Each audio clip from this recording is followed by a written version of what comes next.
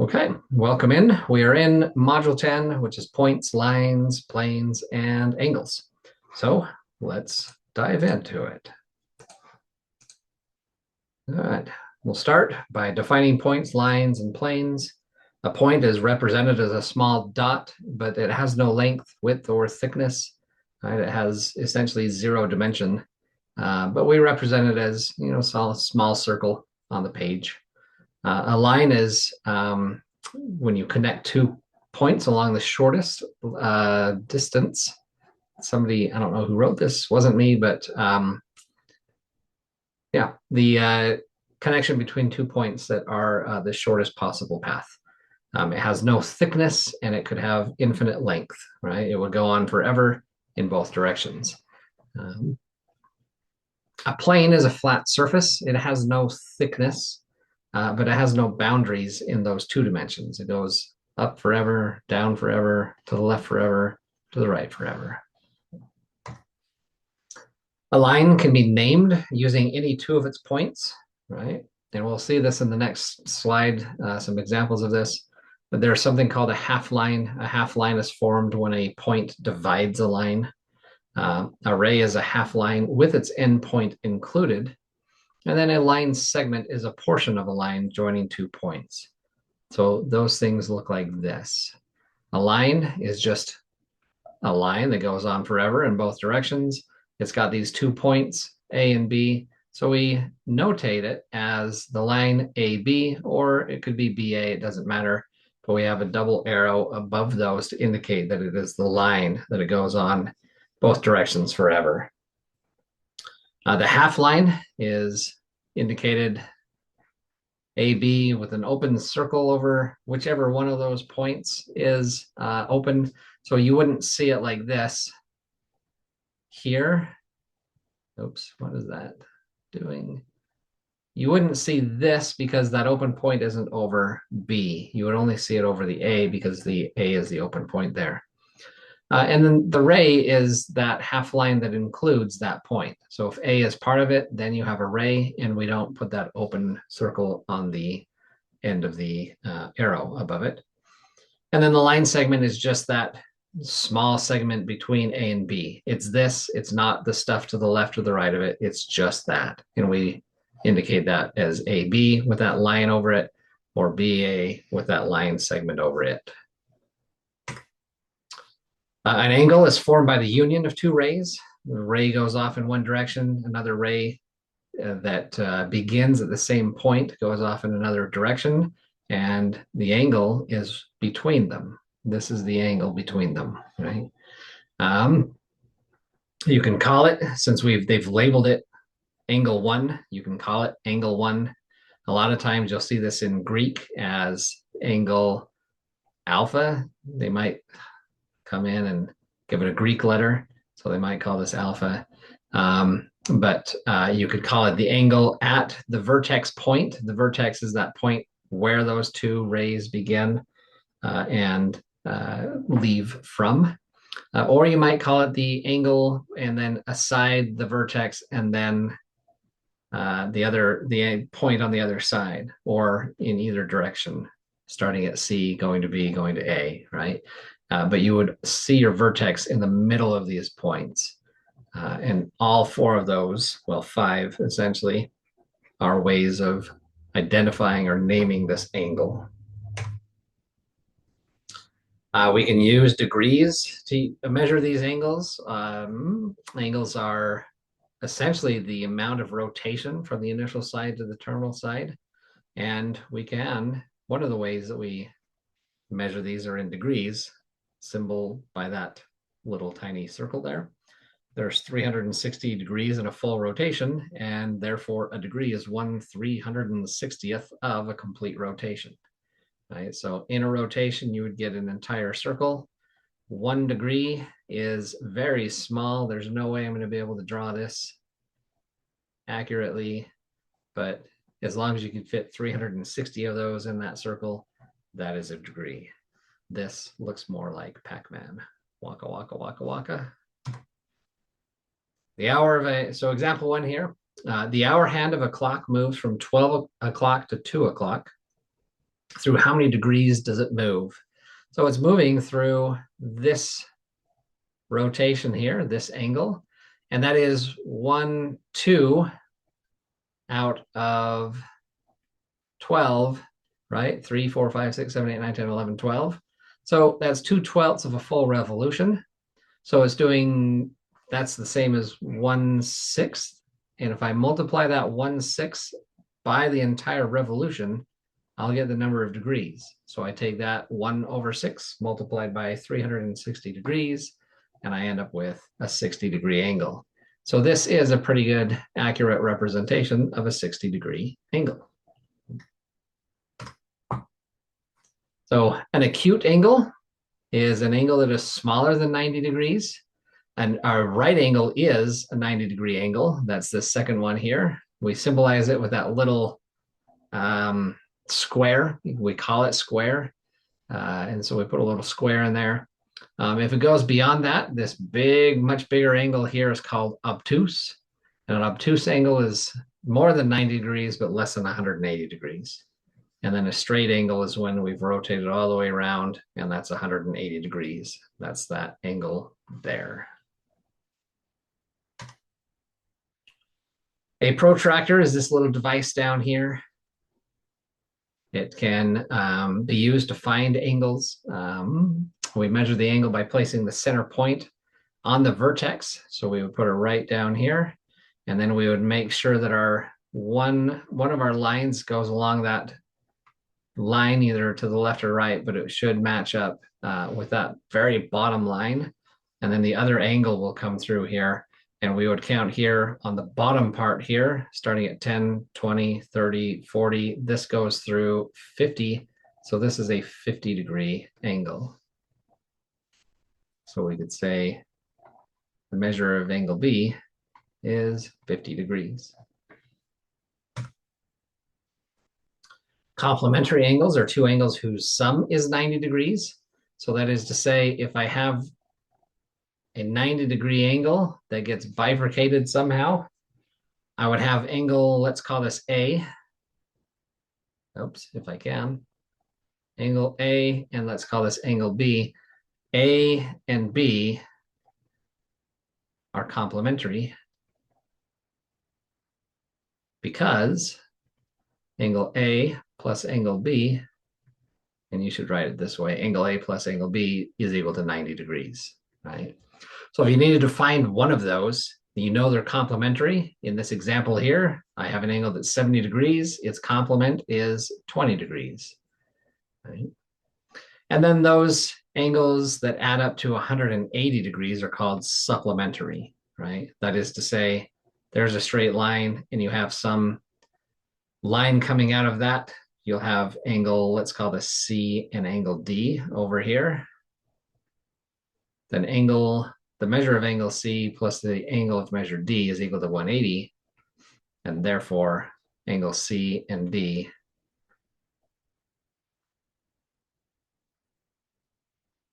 are supplementary.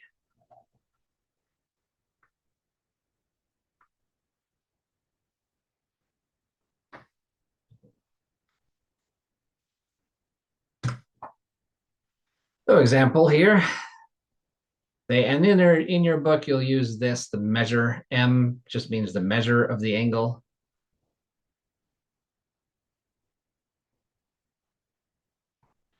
So if I want to find the measure of angle DBC, first I want to identify where that is. This is D. Oh, okay, that's not helpful.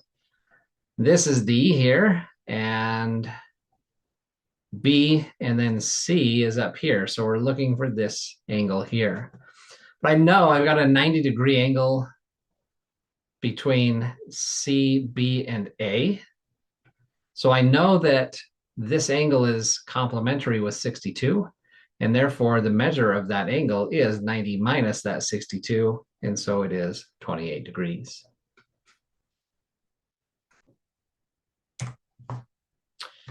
Alrighty, we have supplementary angles as well. Measure of ABD is 66 degrees greater than the measure of DBC. So the measure of ABD, that's ABD, that's this guy right here. I'm going to put a big angle marker there because this is 66 greater than this, right? Now, I don't know anything about either one of these, right? But I do know that this angle here refers to this angle here. So I'm going to call this one X. And because this other one is 66 more, I'm going to call it X plus 66. So that is to say, I don't know what this guy is over here, but I'm going to notate it as something X. And then the other one I know is 66 more than it, so it's just X plus 66. I know these guys are supplementary, so I'm going to write this as X plus the other angle, which is X plus 66.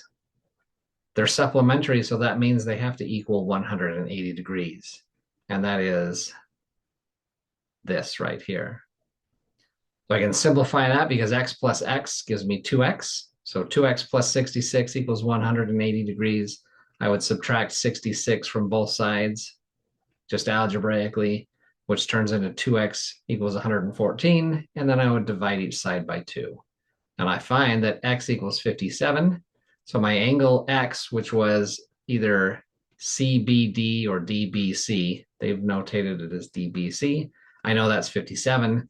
And the other one, which was X plus 66, so X plus 66 is my angle, what did they call this one? DBA, ABD. But I know that X is 57, so 57 plus 66 is 123, and I found both of my angles.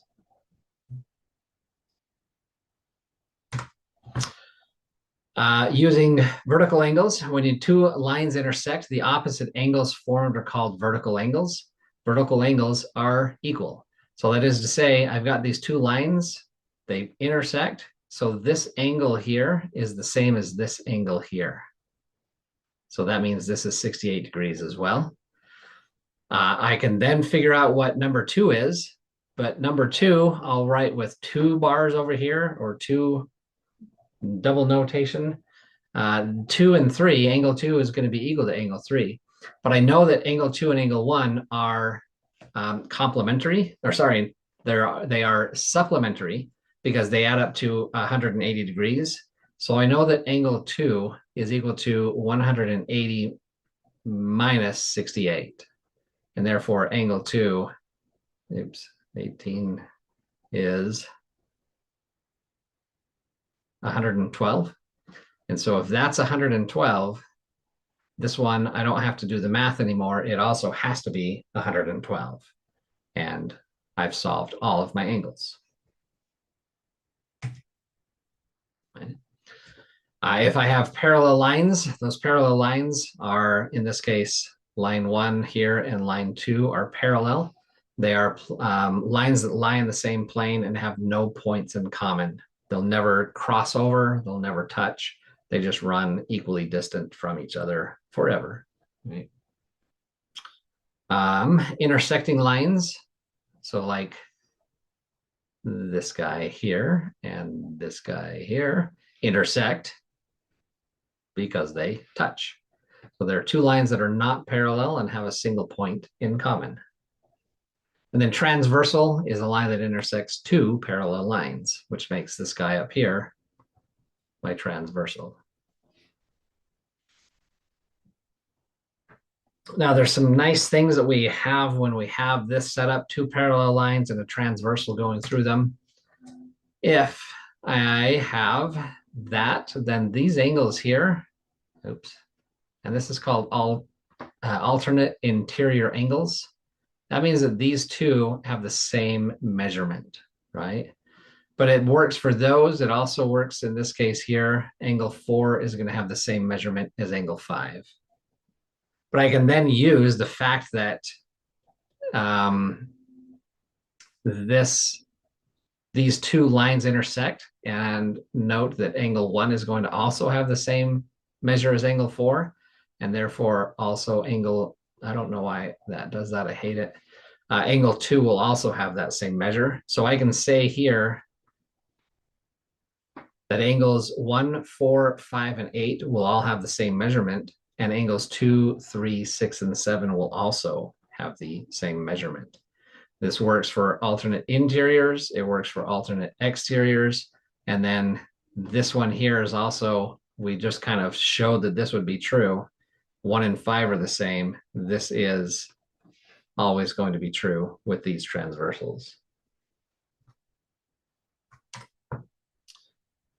If parallel lines are intersected by a transversal, alternate interior angles have the same measure, alternate exterior angles have the same measure, and corresponding angles have the same measure.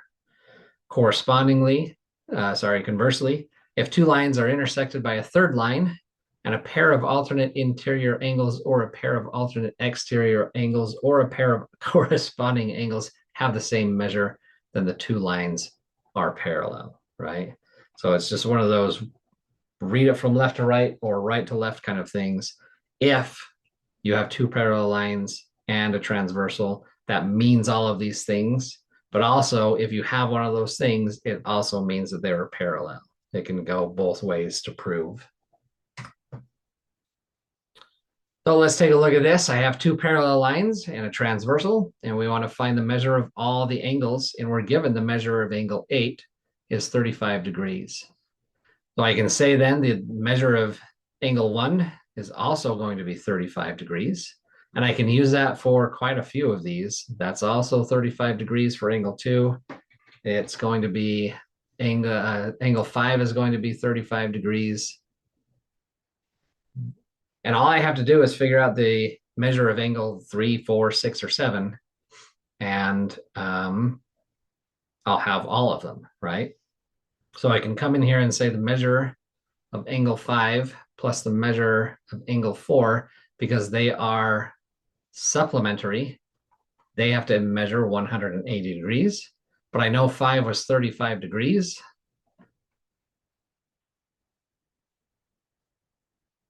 And therefore, if I subtract, make sure your degree doesn't start looking like a 0. This is looking a little too scarily like a 350.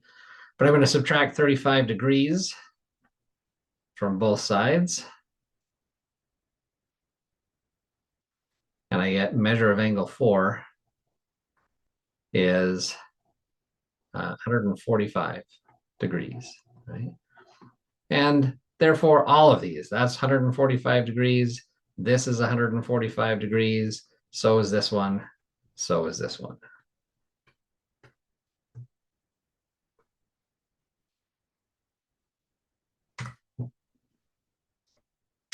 And that is it.